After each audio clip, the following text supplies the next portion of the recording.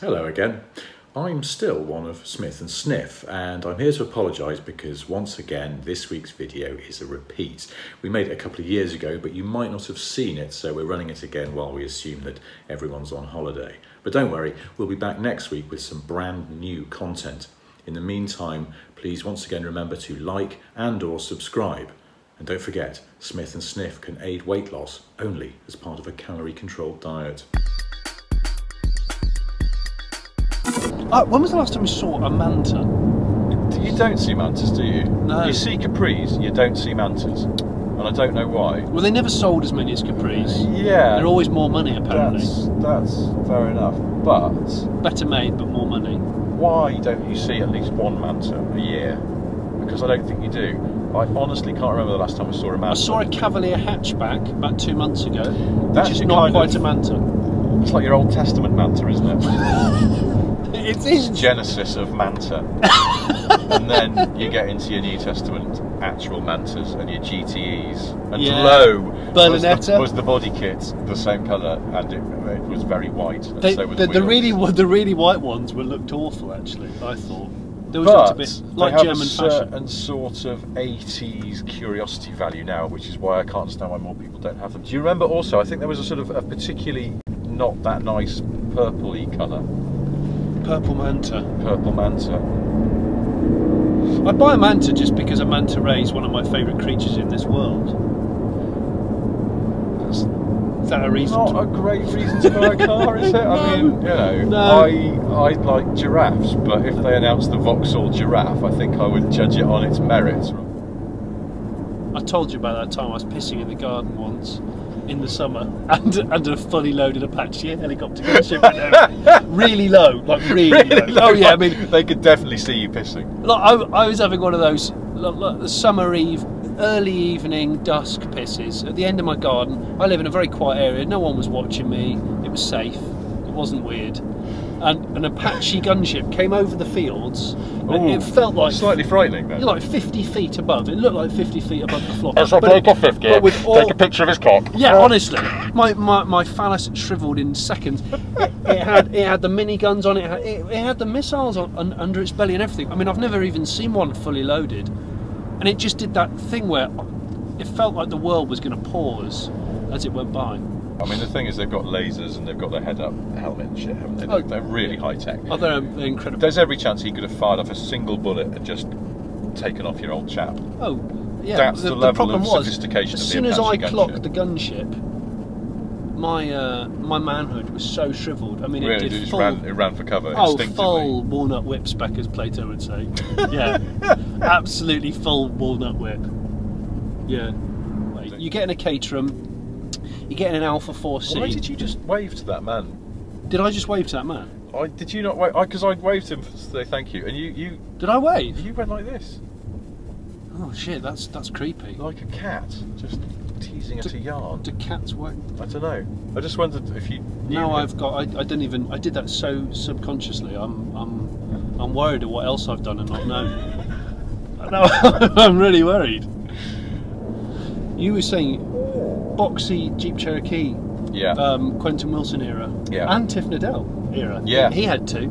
And mine was quite a late one. I wanted a really early one with the 3-spoke wheel with incredibly light steering, because then you could window wash all day, as Quentin did. I mean, I've seen Quentin doing some incredibly complex. He could do an auto test in his Jeep Cherokee. Could he do the circuit of Goodwood? You know, where the chicane is in Goodwood? I think he could do the Nürburgring, or if he was busy and hadn't got the time, just go to Cadwell Park. You know, quite sort of, complex, technical, tight track. Window wash the whole thing with the palm.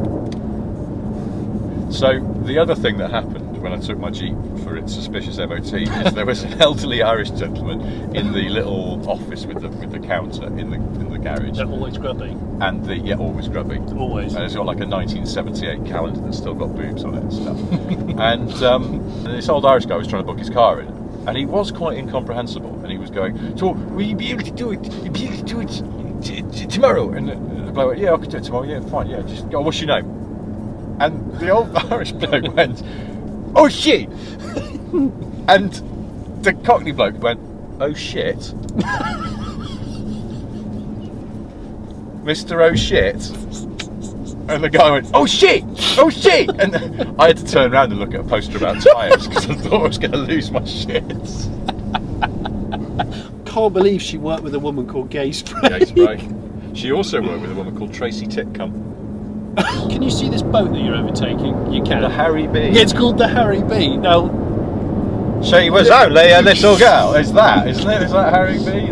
That's reminded me. We were on holiday 2 weeks ago in Espanyol, and you know you were talking about Reaver boat design of the dash of this XJ.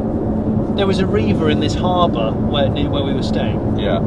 And every day I walked past it and it had the cover over it. I knew it was a Reaver, you could tell. And one time me and some of the people on holiday with, we walked past to get some beer and the cover was off and went, we're going to have to just go and have a look at it because it was right at the end of the harbour. So I went up to it and we were taking photos of it and looking around it. And as we got to the back, it had this lovely aquamarine piped leather interior. I mean, it was good to die for. The name of the boat was? What was the name of the boat? A beautiful Reaver in southern Spain.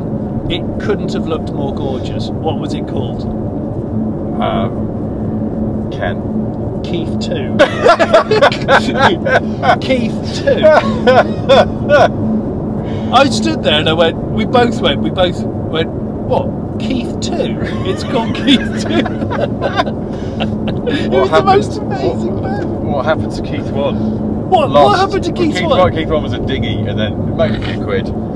But also everything was so I don't know where to start. No. I don't know where to start with that. But it looked like, also the font was so thoughtless, it looked like those stickers you buy for your wheelie bin. No? It was just like, oh, quick, get the name, just Keith 2, there you go. I think, apart from Comic Sans, which as we know is the font of idiots, I think the worst font that you could possibly write anything on a Reaver Aquarama is Chicago. I can't remember what Chicago was that standard font from old Macs. Oh, I remember, It's so of its time and yet now in retrospect so awful. I think, I'd have to look at the photos, but Keith 2 distressed me. It ruined the whole... That is extraordinary. It ruined the perfection of what was going on there. It was sitting in a harbour, it looked so nice, the aquamarine leather was just amazing, the dash was just... And then it was like, but it's called Keith 2. And in big letters, not small letters, big letters. in a really thoughtless font. Anyway. Lovely old Cherokee. That is quite an early one, I bet that is full. Cross-lace palming spec.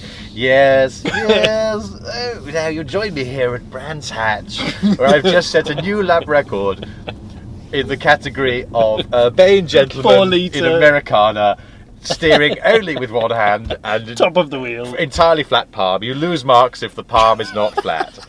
You know, like those drift videos where the Japanese guys, have you seen them where they tape their hands to the steering wheel and stuff? Do they? Yeah, they do the two-gay or whatever they call it, where, you know, the mountain drift race. Yeah, yeah. There's an amazing video that you must watch on YouTube where the guy has his hands roped and taped to the wheel at a certain position. It might be caught through. Oh, why? So that he can drift a car without letting the wheel just whirl by. So it's the total opposite to the palming.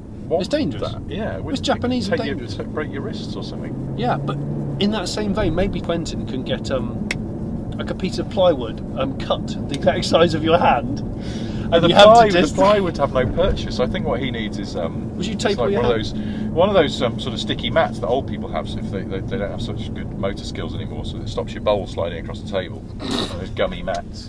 Gummy mat. A gummy mat. He could just cut a little section out of a gummy mat. And it would give him the extra purchase. A gummy mat. That he could just. I'm actually drifting into the wrong lane here because I'm too busy palming. I should have palmed that roundabout. What am I playing at? I was going to say, you fool. That was poor. Could you palm from now on in? I'll do my best. Please, start palming. I'm going to turn it. We're going to go. Palm. But I see it was worth turning in here because there's a Rover 75 V6. Lovely.